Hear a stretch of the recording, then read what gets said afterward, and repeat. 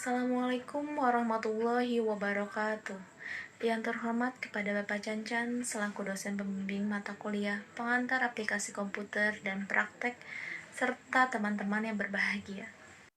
Puji syukur marilah kita panjatkan kepada Allah Subhanahu wa Ta'ala, dan selawat serta salam semoga tetap tercurahkan kepada baginda Rasulullah Muhammad Sallallahu Alaihi Wasallam. Adapun topik yang akan kita bicarakan pada diskusi kali ini yaitu tentang elektronika mail atau email. Saya, Tika Widianti, dengan NPM 19121002, selaku moderator akan membimbing jalannya diskusi kali ini.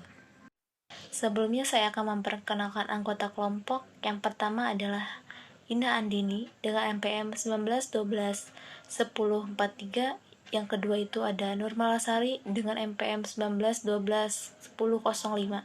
Yang ketiga adalah Dea Agustina dengan NPM 19121024. Rangkaian acara yang akan kita lewati pada diskusi ini antara lain yang pertama pembukaan, yang kedua penyajian materi, yang ketiga adalah penutup. Acara yang pertama adalah pembukaan. Marilah kita bersama-sama mengucapkan basmalah.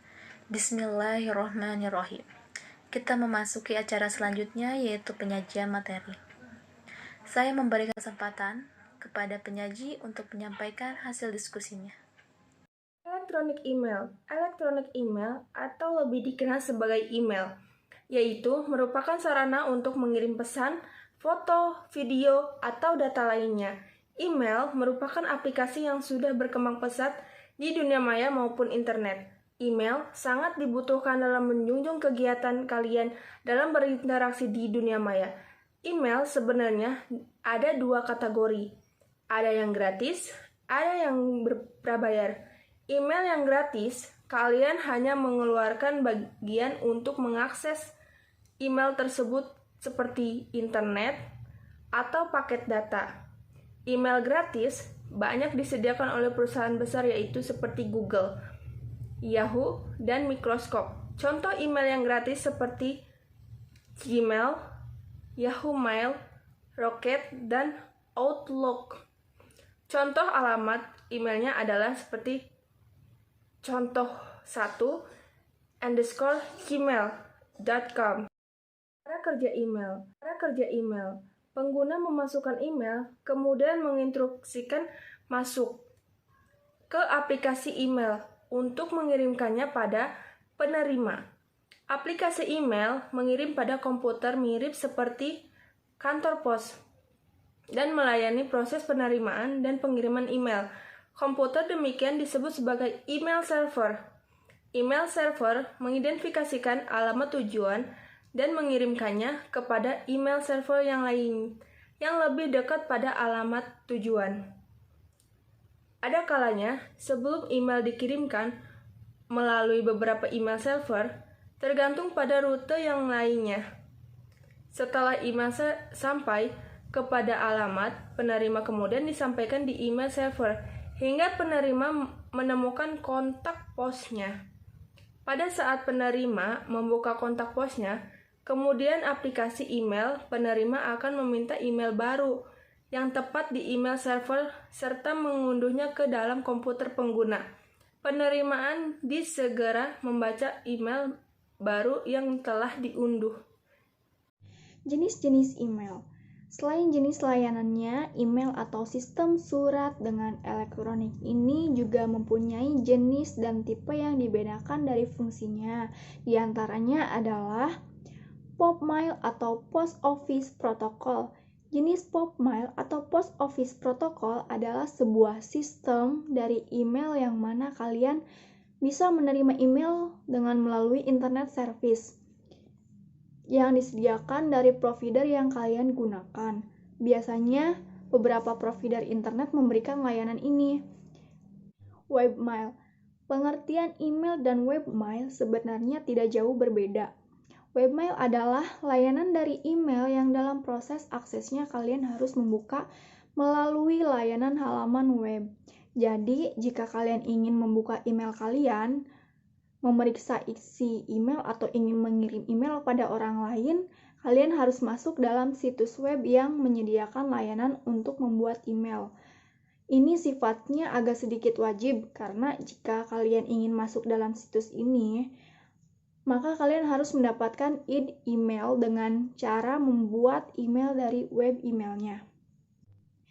Email forwarding. Ini adalah layanan email yang bisa memiliki peran untuk meneruskan isi email yang sudah kalian terima ke email lain yang akan menerima email yang sama. Umumnya, email jenis ini sangat bermanfaat dan sangat dibutuhkan untuk mereka yang sering ganti-ganti alamat emailnya. Dengan menggunakan email forwarding ini, akan dapat memudahkan kalian menemukan data di email kalian sebelumnya dengan sangat mudah, walaupun kalian lupa dengan email kalian sebelumnya. Klasifikasi jenis email.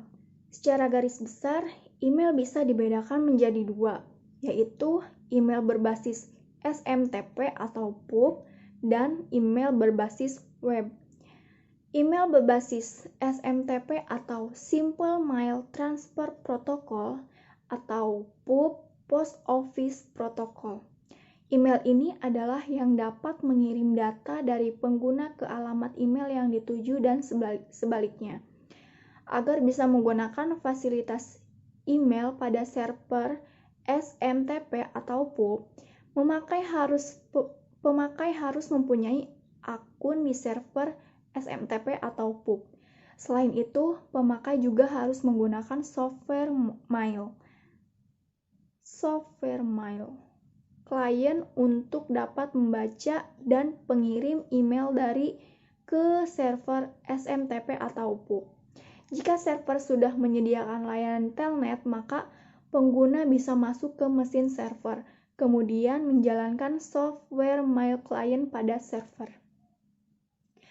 Akan tetapi, jika server tidak menyediakan layanan telnet, maka pengguna harus memiliki software mail client seperti MS Outlook, Eudora, MS Outlook Express, Pegasus, dan Netscape Communicator. Untuk dapat menggunakan software mail client, pengguna harus melakukan setting atau pengaturan beberapa informasi, seperti nama atau alamat IP server SMTP atau PUB, username atau user id, dan juga password pada server email. Pada server SMTP atau PUB, semua email yang dikirim ke pengguna yang telah mempunyai akun di server akan disimpan dalam sebuah direktori. Kemudian, ketika pengguna menghubungi server, semua email yang ditujukan kepadanya akan dikirim ke komputer klien. Sebaliknya, ketika pengguna ingin mengirim email ke suatu alamat email, maka email tersebut akan dikirim ke server SMTP atau PUB dan selanjutnya akan diteruskan ke alamat yang dituju. Email berbasis web. Email berbasis web berbeda dengan email berbasis PUB. Pada email berbasis web, pengguna tidak harus memiliki akun PUB pada server SMTP atau PUB, karena akses email dilakukan melalui webmail dengan menggunakan browser. Di internet, kalian bisa menggunakan situs yang menyediakan layanan email atau webmail gratis seperti Yahoo atau mail.yahoo.com, Google atau gmail.google.com, dan Hotmail atau www.hotmail.com. Manfaat dan kegunaan dari sebuah email. 1. Media komunikasi. 2. Media pengiriman. 3. Efektif, efisien, dan murah. 4. Media promosi. 5. Media informasi. 6. Membuat blog atau website. 7. Sosial media. Selanjutnya yaitu tentang kelebihan email. 1. Nyaman. 2. Cepat. 3. Murah. 4. Hemat sumber daya. 5. Global. 6. Reliable. 7. Pesan multimedia. Setelah terakhir yaitu tentang kelemahan email. 1. Salah kirim. 2. Rawan penyadapan. 3. Pemalsuan identitas. Dan terakhir yaitu kebanjiran email. Sekian dan terima kasih.